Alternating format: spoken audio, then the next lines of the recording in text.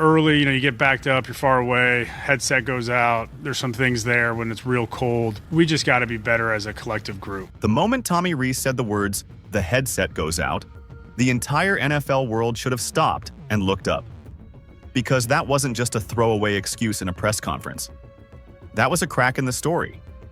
A crack big enough to expose everything Cleveland doesn't want fans talking about. Wrong plays, communication breakdowns, a rookie quarterback getting hung out to dry, and an offensive coordinator whose mind may already be packed for Ann Arbor. This isn't just incompetence. This is starting to look like a setup. Let's rewind to how this really started. After the Chicago game, Shedeur Sanders walks into the press room and immediately becomes the target. Completion percentage, regression. Is the game moving too fast? The usual rookie quarterback autopsy. And Shedeur, to his credit, handles it like a pro. He doesn't point fingers. He doesn't throw anyone under the bus.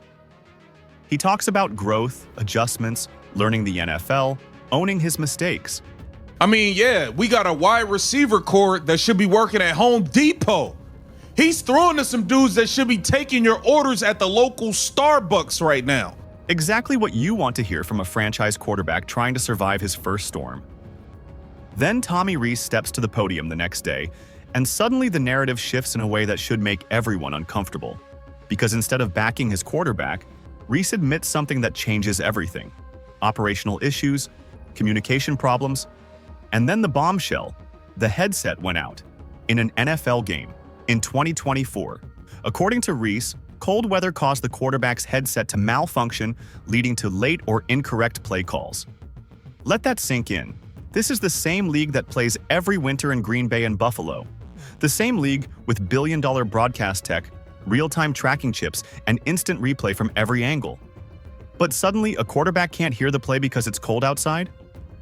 That explanation alone would have raised eyebrows. But Reese didn't stop there. He followed it up with the classic deflection line. We've just got to be better as a collective group. There's not one person at fault. Funny how that works. When the offense stalls, the rookie quarterback wears it. When the numbers look ugly, the headlines are about Shedeur Sanders struggling. But when wrong plays show up on the wristband and communication collapses, it's suddenly everybody's fault and nobody's fault at the same time. And here's where this story starts to feel less like bad luck and more like something darker. Reese goes on to talk about completion percentage not being solely on the quarterback, which sounds supportive on the surface. But then he starts listing context that quietly shifts blame away from himself. Receivers not making plays, offensive line issues, lack of consistency. Without saying it outright, he paints a picture of a rookie quarterback failing to elevate a broken unit. Meanwhile, he's the one designing the offense. He's the one responsible for communication. He's the one calling the plays that are allegedly coming in wrong. And that's before the press conference takes its most uncomfortable turn.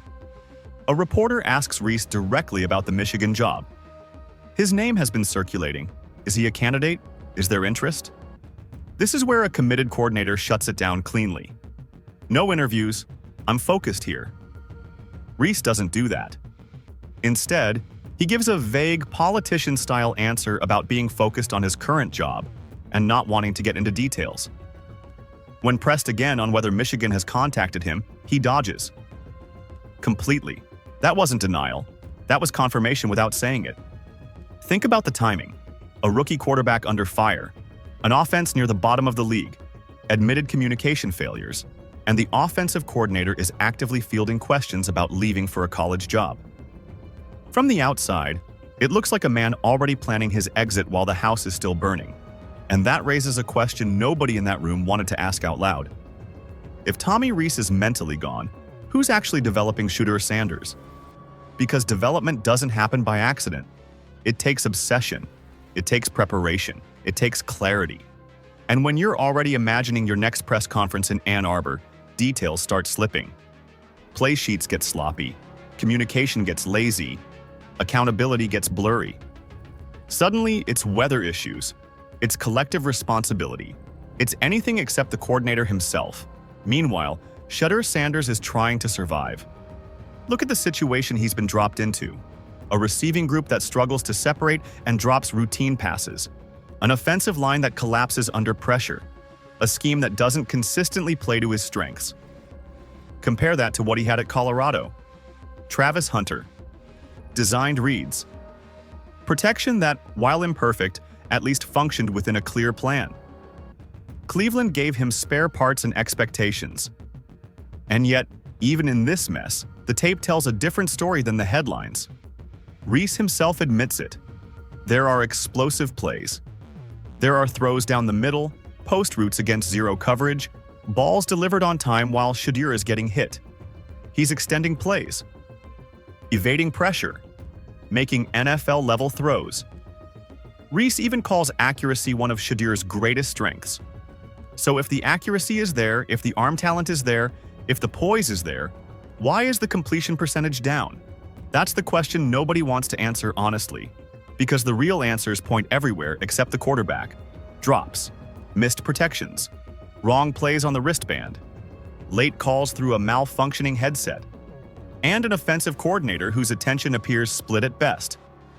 And this is where the situation starts to feel intentional, or at least convenient. If Cleveland's offense collapses, who takes the blame? Not the coordinator who leaves for Michigan, not the front office that built a shaky roster, not the veterans who underperform. The blame lands on the rookie quarterback. The headline becomes simple: Shedeur Sanders isn't ready. And just like that, everyone else escapes accountability. That's how quarterbacks get scapegoated. We've seen this movie before. A big-name rookie enters a bad situation. The organization fails him quietly. The numbers look ugly. The narrative sticks. Years later, people wonder what went wrong. But Shedeur Sanders isn't playing along. This is a quarterback who's lived under pressure since college, who faced relentless scrutiny, louder criticism, and constant expectations under Coach Prime. He didn't fold then, and he's not folding now. Even in Cleveland, with everything stacked against him, he's still making plays that jump off the screen. He's still competing, still owning mistakes that aren't fully his. And here's the irony that makes this story impossible to ignore. When Tommy Reese eventually leaves, and all signs suggest he will, Shedeur will still be there, with a new coordinator, with, hopefully, better weapons, with a chance to finally operate in a functional system. And when that happens, the same people questioning him now will act shocked when the production jumps. They'll say he figured it out, that he matured, that he adjusted. But the truth will be simpler. He was always ready. Cleveland wasn't ready for him. So the real question isn't whether Shedeur Sanders can play in the NFL. The real question is who benefits from him struggling right now. And once you answer that honestly, this whole situation starts to make a lot more sense. Because this isn't just about a headset malfunction. It's about accountability. It's about control. And it's about a rookie quarterback being asked to carry the weight of an organization that doesn't want to admit its own failures. And one way or another, the truth always comes out.